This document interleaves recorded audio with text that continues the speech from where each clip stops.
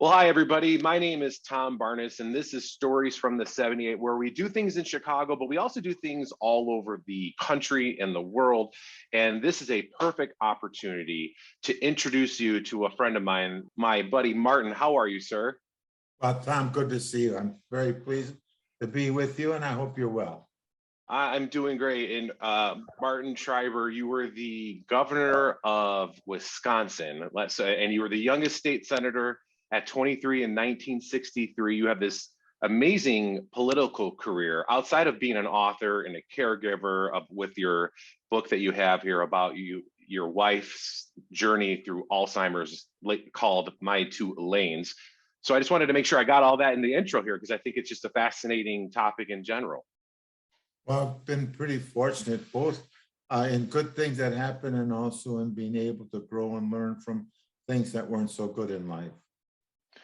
Sure. And you married your wife back in 1961 before your political career really took off. So, and you guys were married for all the way up until earlier this year when she sadly passed from Alzheimer's that she struggled with for 18 years. And that is kind of the reason why you decided to write this book, My Two Elaines, correct?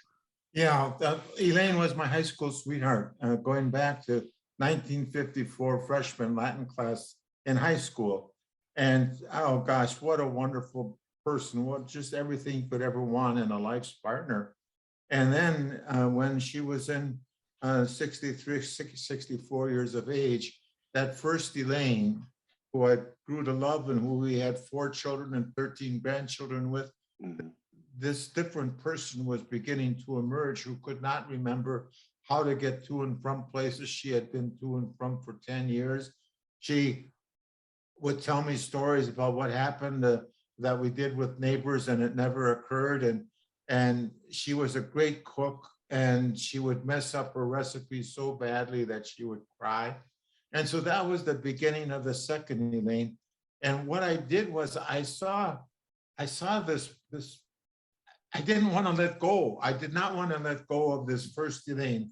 And I see that in so many situations with caregivers and dealing with Alzheimer's. And so what I had to learn how to do was to let go of this person who once was so that I could embrace this new person who now is. Therefore, the title of the book, My Two Elaines. I want to do whatever I can to help caregivers learn, cope, and survive. We can't beat this Alzheimer's. It's right now, there's really no drug that can delay or prevent it, none whatsoever. And so I look at it as rather than worrying about the storm to pass, to try and learn how to dance in the rain, to learn about this disease, and then to join the world of this person who now is. Because, Tom, as long as I try to keep the first Elaine in my world, when there was no first Elaine anymore, it was more worry, anxiety, excuse me, frustration, depression on her part as well as mine. She's losing her memory.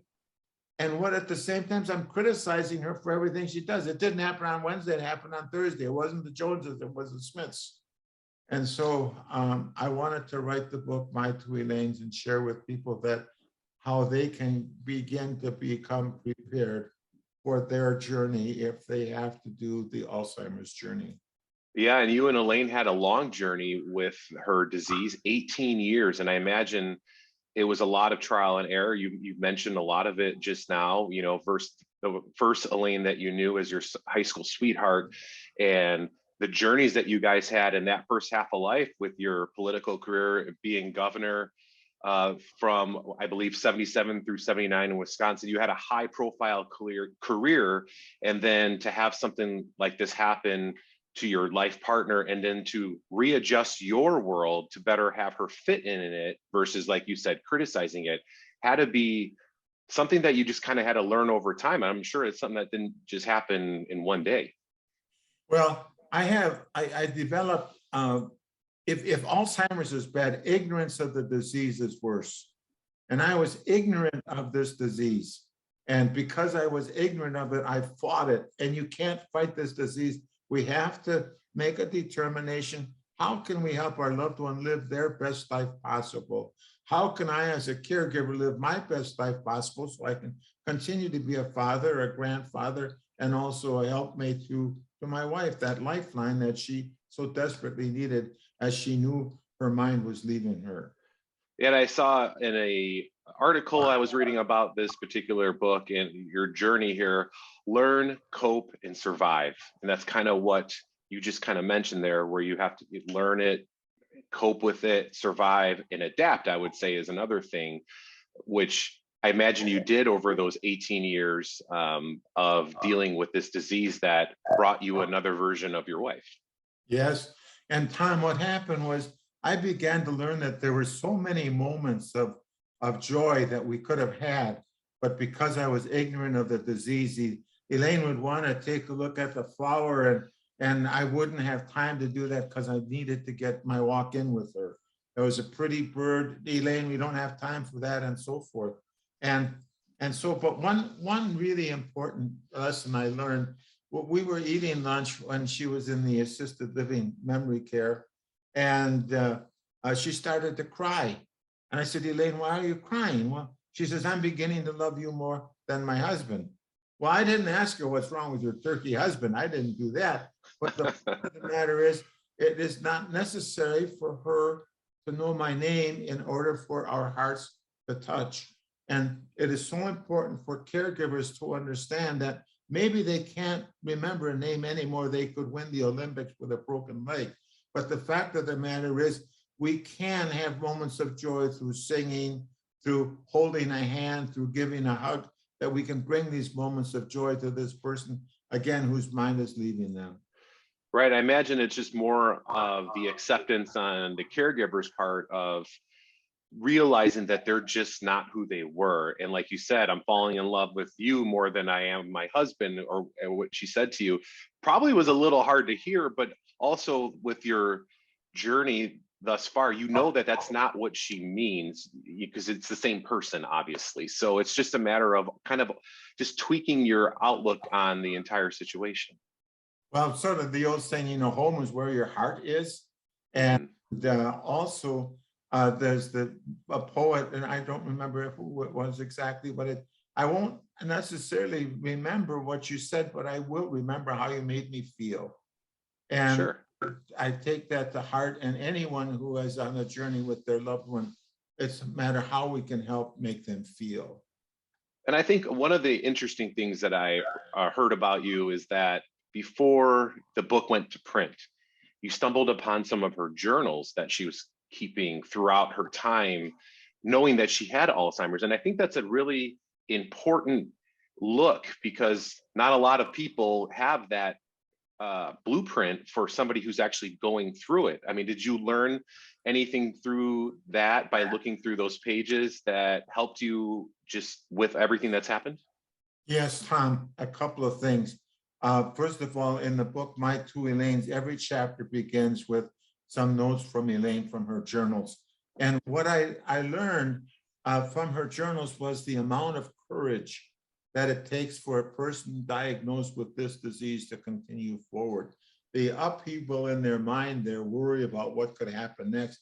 But then I also learned how important I was as a caregiver in her life, to give her the kind of protection and the kind of comfort that anyone would need if they know that they have to deal with this disease.